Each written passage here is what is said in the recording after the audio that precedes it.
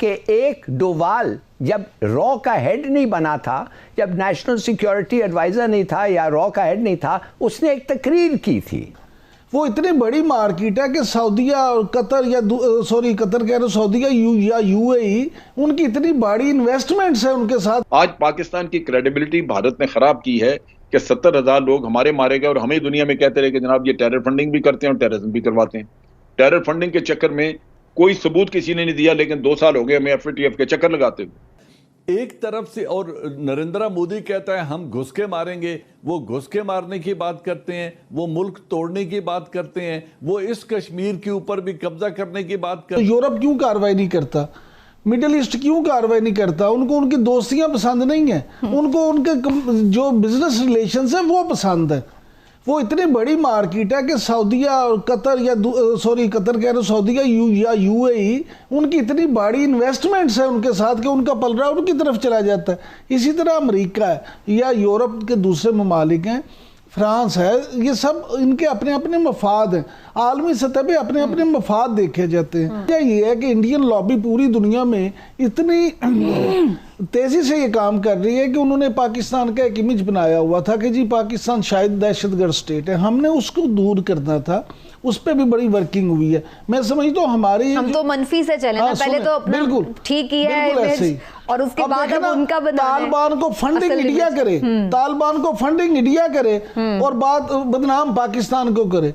ये सारी चीजें इसको आपको देखना पड़ेगा। पाकिस्तान ने जो स्ट्रेटेजी की है वो ठीक है, लेकिन अब तो गवर्नमेंट चेंज हो गई अमेरिका में, तो आपको लगता है कि आप कोई पाकिस्तान की बात सुन लेगा? आपको, हम सबको, एटलीस्ट जो लोग फॉलो करते हैं फॉरेन अफेयर्स और दिलचस्पी रखते हैं इंडिया पाकिस्तान रिलेशंस में, हम सबको याद है कि एक डोवाल जब रॉ का हेड नहीं बना था, जब नेशनल सिक्योरिटी एडवाइजर नहीं था या रॉ का हेड नहीं था, उसने एक तकरीर की थी। मुझे वो तकरीर अभी तक सामने है, मेरे सामने याद आता है। उसने कहा था एग्जैक्टली कि हम पाकिस्तान के साथ कैसे उनका मुकाबला करेंगे, हम उनके लोग को इस्तेमाल करेंगे, हम दूसरे मुल्क प्रॉक्सी वॉर्स लड़ेंगे। खुद कहा, I know it was incredible. जब वो बात कर रहा था मैंने कहा कि ये अभी आ रहा है और अभी से हमें बता रहा है कि इसके प्लान और टैक्टिक्स कैसे हैं। वाह! आज पाकिस्तान की क्रेडिबिलिटी भारत ने खराब की है कि 70,000 लोग हमारे मारे गए और हमें दुनिया में कहते रहे कि जनाब ये टेरर फंडिंग भी करते हैं और टेररिज्म भी करवाते हैं। टेरर फंडिंग के चक्कर में कोई सबूत किसी ने नहीं दिया, लेकिन 2 साल हो गए हमें एफएटीएफ के चक्कर लगाते हुए। अब ये जो आज़ादी की जंग है, अगर ये बदनाम हो जाए और दुनिया ये समझना शुरू कर दे कि पाकिस्तान ये काम करवा रहा है, तो फिर वो आज़ादी की जंग को सही आज़ादी की जंग नहीं समझा जाएगा, तहरीक नहीं समझा जाएगा, उसकी सपोर्ट कम होगी और यही कहा जाएगा कि जनाब दूसरे मुल्क हैं वो यहाँ पे इन्होंने इनको मैदान जंग बनाए हुए प्रॉक्सी वॉर कर रहे हैं। ये वो चीज़ हमें नजर आई पुलवामा के वक्त भी। इधर पुलवामा का वाकया हुआ, 1 घंटे के अंदर अंदर भारत ने पाकिस्तान पे इल्जाम लगाया और दुनिया में किसी ने उससे सबूत नहीं मांगा। शाम तक 5 बड़े मुल्कों में, जिसमें अमेरिका, ऑस्ट्रेलिया, फ्रांस शामिल थे, उन्होंने कहा कि जी India retains the right to retaliate. ये वो डालम है जहां हमने अपनी क्रेडिबिलिटी स्टैब्लिश करनी और दुनिया को ये बताना है कि ये एक आज़ादी की तहरीक है वहां पे, जिसका पाकिस्तान के साथ कोई ऐसा वास्ता नहीं कि हमको कोई वहां पे टेररिज्म करा रहे हैं। आप देखिए कि भारत के अक्सर लोग जो हैं, उनके जो चीफ ऑफ आर्मी स्टाफ, वो बयान देते रहते हैं कि जनाब पाकिस्तान साइड पे 14 लॉन्च पैड्स हैं जिनको जहां से पाकिस्तान आदमी भेजता है, इन्फिल्ट्रेटर्स भेजता है। ये वो चीजें जिनको हमने बड़ा एग्रेसिवली डील करके, तो इस वक्त हमारी जो निगाहें हैं पाकिस्तान की वो अक़वाम मुत्तहिदा की करारदादों पर मरकूज है। गो के गुज़श्ता माह ओआईसी में भी बड़े भरपूर तरीके से भारतीय इक़दामात की मज़म्मत की गई है, लेकिन फिर आप ये भी देखिए कि भारत सलामती काउंसिल का गैर मुस्तकिल मंदूब बन गया है। क्या इस तमाम तर के बावजूद भारत को गैर मुस्तकिल मंदूब की हैसियत मिलना, वहां पर क्या भारत को ज्यादा लेवरेज नहीं मिल जाता इस पर? और हमारी जो सफारती पॉलिसी है वो किस हद तक कामयाब दिखाई देती है इस तनाजुर में आपको? देखिए, ये नहीं, हमने बहुत तो किया ही नहीं सफारती। ये जो मैप हमने एक इशू किया है, ये मेरा ख्याल पहला एक बड़ा स्टेप है जो आप कर रहे हैं। वरना तो आपके पास बहुत सारा मवाद है जहां आप भारत को डिफेंसिव पे भी डाल सकते हैं और कश्मीर के मामले में उसको यूनाइटेड नेशन में भी घसीट सकते हैं। उसमें सबसे इंपॉर्टेंट चीज़ तो यही है कि जनाब इन्होंने यूनाइटेड नेशन की करारदादें जो है उनको वायलेट किया है। फिर ये आबादी का तनासब बदलने की कोशिश कर रहे हैं। ये भी ये जिनेवा कन्वेंशन के 4th कन्वेंशन की वायलेशन है। तो ये कैसे बैठ सकते हैं जाके वहां पे यूनाइटेड सिक्योरिटी काउंसिल में, जबकि खुद ये वहां की करारदादें वायलेट कर रहे हैं।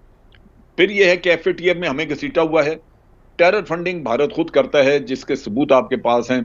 कलभूषण ने आपको मनी ट्रेल दिया, आपको बताया कि जनाब मैं फलां पैसा इतना BLA को दिया, इतने पैसे फलां को दिए कराची में। ये सारी मनी ट्रेल आप जाए FATF में, उसके खिलाफ। हिंदुस्तान सिरे से इसको एक हल तलब मामला तस्लीम ही नहीं करता। वो कहते हैं ये हमारा इंटीग्रल पार्ट है, हमने अपने कॉन्स्टिट्यूशनल मिस्टेक को दुरुस्त कर लिया है और अब ये हमारा इंटीग्रल पार्ट है, इस मौजू पे बात नहीं हो सकती, ये यूनियन टेरिटरी का हिस्सा है। फिर वो कहते हैं जो नेहरू गए थे यूनाइटेड नेशन में, ही मेड अ मिस्टेक, हमने उस तारीखी गलती को दुरुस्त कर दिया है। तो जब वो इसको हल तलब मामला ही तस्लीम नहीं करते और यूनाइटेड नेशन जिनके पास ये रेजोल्यूशन पड़ा हुआ है, एक नहीं है दर्जनों रेजोल्यूशन है इसके ऊपर, वो इसके ऊपर कोई अमली कदम नहीं उठा रही, तो पाकिस्तान कौन से डायलॉग की ऑफर बार बार उन्हें कर रहा है? किस बात पे डायलॉग करना चाहता है? हिंदुस्तान को कौन सी चीज डायलॉग टेबल पर ले आएगी जिसकी वजह से वो सुनेंगे? तो मैं ये कहता हूं कि जब आप ये कहते हैं कि जंग मसाइल का हल नहीं है, हम डायलॉग करने के लिए तैयार हैं, आप असेंबली में खड़े होकर कहते हैं जी क्या हम फिर हिंदुस्तान पर हमला कर दें? एक तरफ ये रवैया है जो महज़ब कह लें, मसालियाताना कह लें, या इसको कोई भी नाम दे दें, एक तरफ हमारा रवैया ये है, दूसरी तरफ उनका राजनाथ जो डिफेंस मिनिस्टर है वो कहता है हम पाकिस्तान के 4 टुकड़े कर देंगे। उनका एक मेजर जिसकी टोटल 7 साल सर्विस थी और उससे फौज से निकाल दिया गया, वो रोजाना नेशनल टेलीविजन पे इंडिया में बैठ के कहता है कि 5 कोर के अफसरों को हम इन्वेस्ट करेंगे कराची में और उनको कहेंगे 5 कोर के अफसर और उनकी फैमिलियां कराची शहर में आए तो उन्हें कत्ल कर दो।